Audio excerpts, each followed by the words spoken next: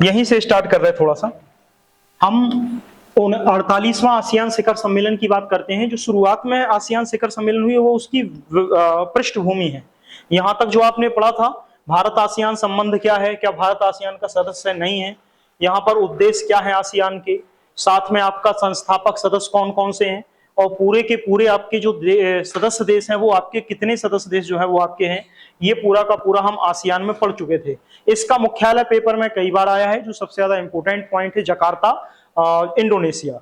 और यहां पर अगर देखा जाए कि इसकी स्थापना किस घोषणा के तहत हुई है तो बैंकॉक घोषणा के तहत हुई है। ये एक इंपोर्टेंट पॉइंट है। और साथ में इसका पूरा नाम, जिसके अंतर्गत कितने देश हैं तो 10 देशों का एक प्रकार का एशियाई संगठन है, दक्षिण पूर्व एशियाई संगठन है।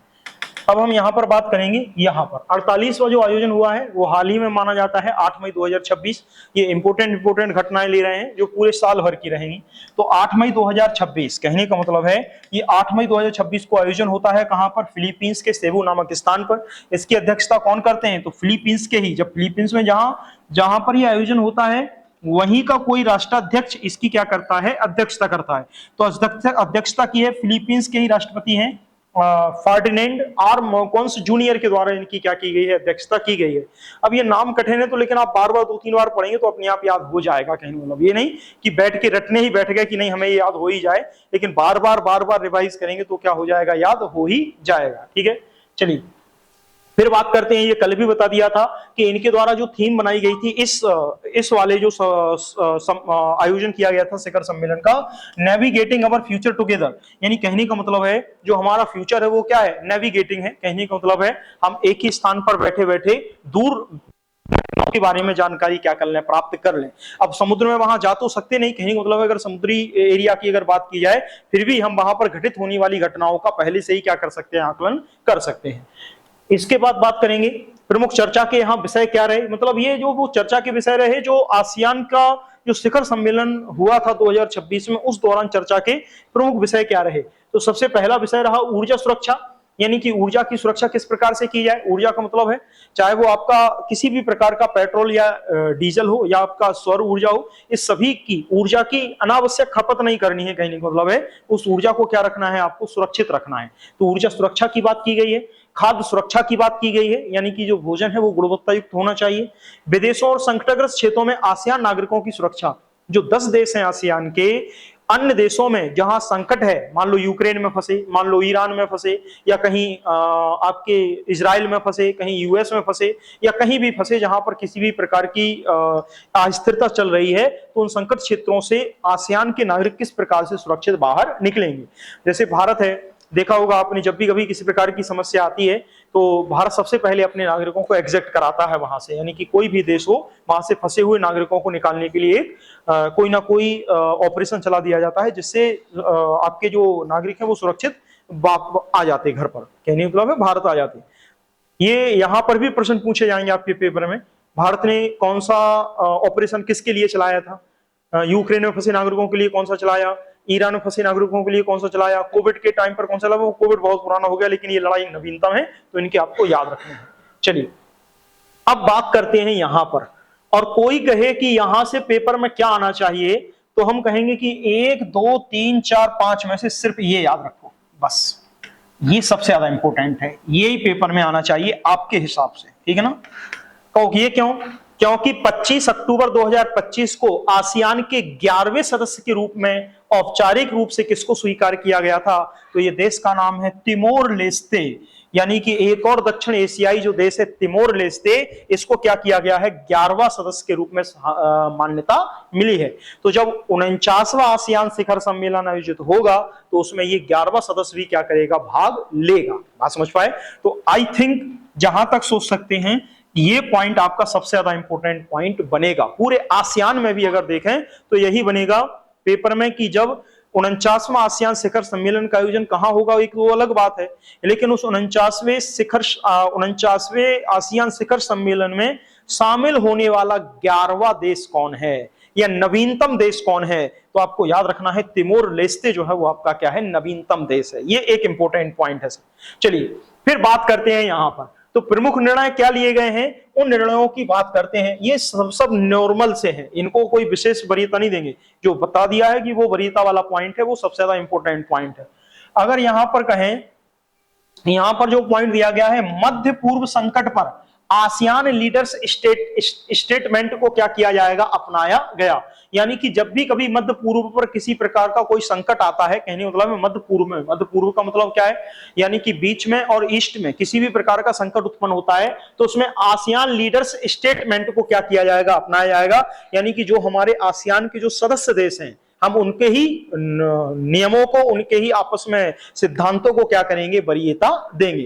यानी किसी भी प्रकार की अगर लड़ाई होती है, उस दौरान हम केवल आसियान जो लीडर्स स्टेटमेंट है, जो भी आसियान के जो लीडर हैं उनके द्वारा जो स्टेटमेंट जारी किया जाएगा, हम उसी के अनुरूप क्या करेंगे, कार्य करेंगे।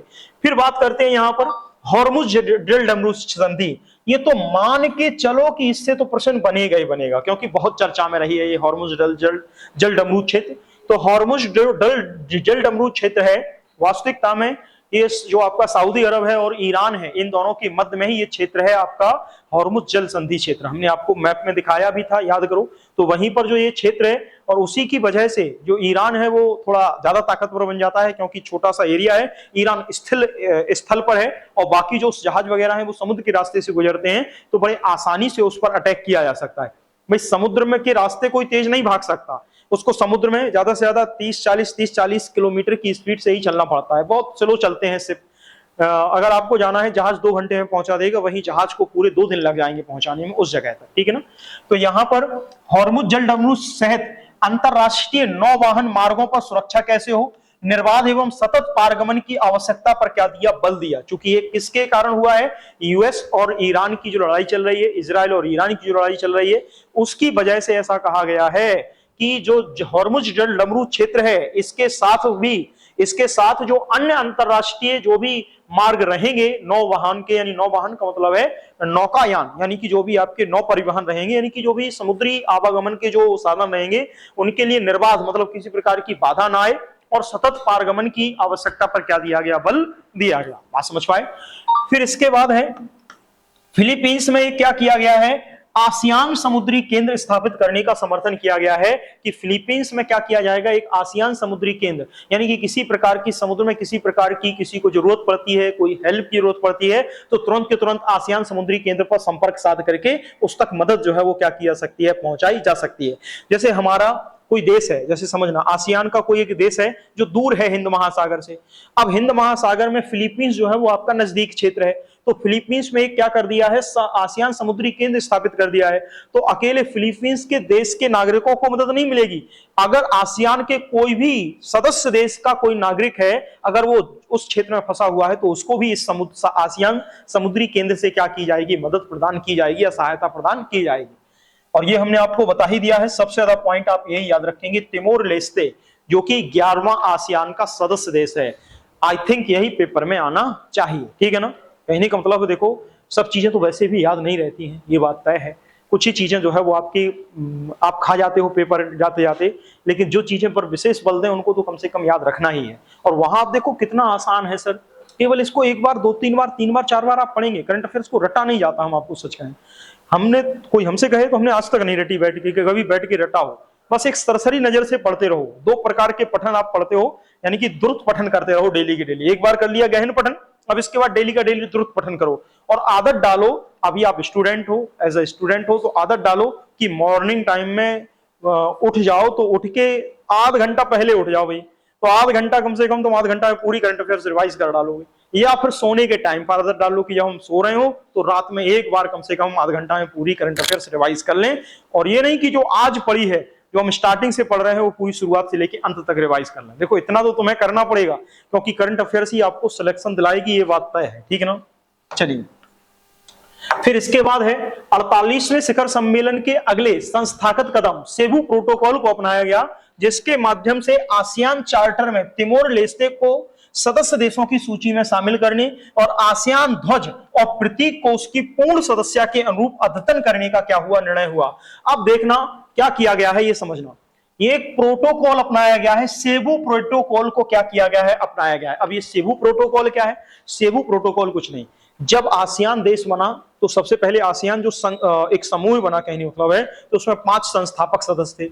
उसके बाद 5 सदस्य एक एक करके 1 2 3 4 5 और जुड़ते गए, तो टोटल 10 हो गए। अब उन्होंने कहा कि अगर हम क्या कोई और सदस्य भी जोड़ सकते, तो उस नए जुड़ने वाले सदस्य के लिए कुछ नियम होंगे, कुछ कानून होंगे, कुछ रूल्स रेगुलेशन होंगी, उन सबको किसके अंतर्गत रखा गया है? सेबू प्रोटोकॉल के अंतर्गत रखा गया है। तो वो एक सेबू प्रोटोकॉल अपना लिया गया है कि सेबू प्रोटोकॉल के अंतर्गत आने वाले नियमों को अगर कोई देश पालन करता है तो हम उसको किसका सदस्य मान लेंगे? आसियान का सदस्य मान लेंगे। तो यहां पर सेबू प्रोटोकॉल को अपनाया गया है, जिसके तहत आसियान चार्टर में तिमोर लेस्ते सदस्य देशों की सूची में क्या किया गया है? शामिल करने और आसियान ध्वज एवं प्रतीक को उसकी पूर्ण सदस्यता के रूप में अद्यतन करने का क्या हुआ है? निर्णय हुआ है। बस इतना सब पॉइंट आप याद रखेंगे। फिर इसके बाद महत्वपूर्ण पॉइंट क्या है? ये तो वही है, ये तो वही चीजें हैं, ये नहीं पढ़ेंगे अपन, मतलब इसको छोड़ दो, कोई दिक्कत नहीं है। देखो वही है, महत्वपूर्ण बिंदु का मतलब है इसको शॉर्ट पॉइंट में लिख दिया, ठीक है ना? शॉर्ट पॉइंट तो दोबारा रिपीट हो गया, हमने डिटेल में उसको पढ़ लिया, यहाँ पर जरूरत नहीं है। फिर इसके बाद ये आसियान शिखर सम्मेलन है, ये भी हमने कल आपको बताया था, हम फिर आज बता रहे हैं कि 49वां आसियान शिखर सम्मेलन का आयोजन कहां किया जाएगा? तो केवल इतना याद रखेंगे, मनीला फिलीपींस में किया जाएगा, नवंबर 2026 में किया जाएगा। इसमें आसियान के सभी सदस्य देश भाग लेंगे, अन्य जो भागीदार या साझीदार देश हैं वो भी भाग लेंगे, भारत भी इसमें भाग लेगा, जो नवंबर 2026 में आयोजित किया जाएगा। और जो 11वां सदस्य बना है नया देश, वो भी इसमें क्या करेगा? पार्टिसिपेट करेगा। अब बात करते हैं आगे और रायसीना संवाद पर पहुंच जाते हैं। चलिए रायसीना संवाद पर पहुंच जाते हैं, चलिए ठीक है। अब ये थोड़ा ज्यादा इंपॉर्टेंट टॉपिक नहीं है कि कोई विशेष इंपॉर्टेंट टॉपिक हो, तो इसको हम बहुत लाइट वे में पढ़ेंगे, बस 2 पेज पर, 1 और 2, बस रायसीना संवाद हो गया कंप्लीट। इससे ज्यादा नहीं पढ़ेंगे, क्योंकि ऐसा हमें डाउट, मतलब ऐसा लग रहा है कि इससे प्रश्न पूछे जाने के चांस ना के बराबर है, ठीक है ना? बस हम थोड़ा सा पढ़ लेते हैं 1 या 2 क्वेश्चन के लिए, ताकि ध्यान रहे। यही वाला पेज पढ़ेंगे, अगला वाला पेज तो बहुत लाइटली वे में पढ़ेंगे और आगे बढ़ जाएंगे। देखना, तो सबसे पहले ये रायसीना संवाद है क्या? सबसे पहले रायसीना संवाद है क्या, पहले तो आप ये बताओ।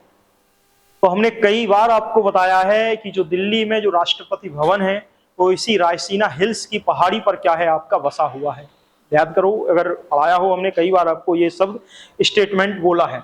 तो यहाँ पर रायसीना का मतलब है जो दिल्ली में अन्य देशों को बुला करके क्या किया जाएगी? बैठक की जाएगी, उनके साथ वार्तालाप किया जाएगा। तो कुछ मुद्दों पर वहां पर क्या होगी? बात होगी। किन किन मुद्दों पर बात होगी? यानी कहने का मतलब है जो भी देश है, यानी कि यहाँ पर जो शामिल किया गया है, जैसे कि मुख्य अतिथि के तौर पर यहाँ पर तो फिनलैंड के राष्ट्रपति अलेक्जेंडर स्टब ने क्या किया था? मुख्य भाषण जो है वो आपका दिया था। उद्घाटनकर्ता जो नरेंद्र मोदी थे, जिन्होंने इस सम्मेलन का क्या किया गया था? उद्घाटन किया गया था। आयोजन किया गया था विदेश मंत्रालय और ऑब्जर्वर रिसर्च फाउंडेशन द्वारा, जो संयुक्त आयोजन जो है वो आपका कराया गया था। तो अब इसमें पढ़ लेते हैं क्या क्या पॉइंट है, ज्यादा हमें इंपोर्टेंट लग नहीं रहा है तो हम इसको स्किप कर ज्यादा कर देंगे, पढ़ेंगे कम, ठीक है ना? देखना, तो सबसे पहले रायसीना संवाद ये किससे जुड़ा हुआ है? दिल्ली के जो राष्ट्रपति भवन है, जो रायसीना हिल्स है, उससे जुड़ा हुआ है। इसका ये कौन सा संस्करण था? 11वां। कब आयोजित हुआ है? 5 से 7 मार्च 2026 को। कहां आयोजित हुआ है? नई दिल्ली में। इसका आयोजन किसके द्वारा किया गया है? जो विदेश मंत्रालय है और ऑब्जर्वर रिसर्च फाउंडेशन है के द्वारा संयुक्त आयोजन इसका किया गया है। इसके उद्घाटन किसके द्वारा किया गया? तो नरेंद्र मोदी के द्वारा इस सम्मेलन का उद्घाटन किया गया, जिसकी मुख्य अतिथि के तौर पर किसको बुलाया गया था? फिनलैंड के राष्ट्रपति अलेक्जेंडर स्टब को क्या किया गया था? बुलाया गया था। और मुख्य अतिथि ने ही क्या किया था? यहाँ पर मुख्य भाषण दिया था। इसकी थीम क्या थी? संस्कार, अभिकथन, सामंजस्य, उन्नति।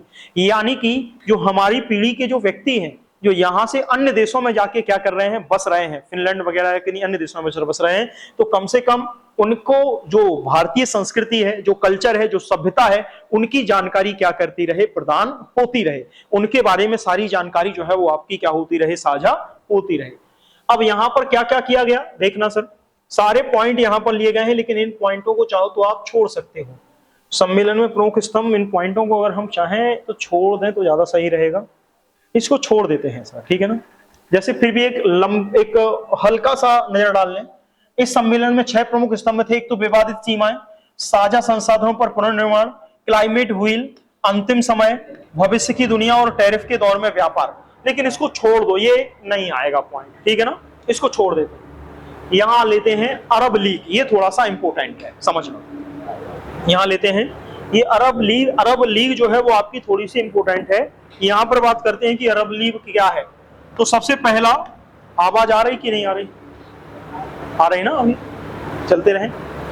तो अरब लीग क्या कहा जाता है? तो पहला, अरब लीग का जो आधिकारिक तौर पर नाम दिया गया है वो लीग ऑफ अरब स्टेट्स कहा गया है। पहला याद रखना कि जो अरब लीग है उस अरब लीग को नाम दिया गया है, जिसे आधिकारिक तौर पर लीग ऑफ अरब स्टेट्स कहा जाता है।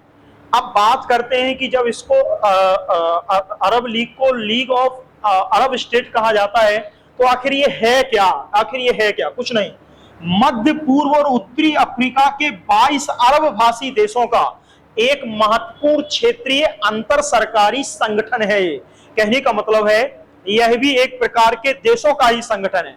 इसमें कौन कौन से देश शामिल हैं? तो इसमें उत्तरी अफ्रीका के और मध्य पूर्व के 22 अरब भाषी देश इसमें क्या हैं?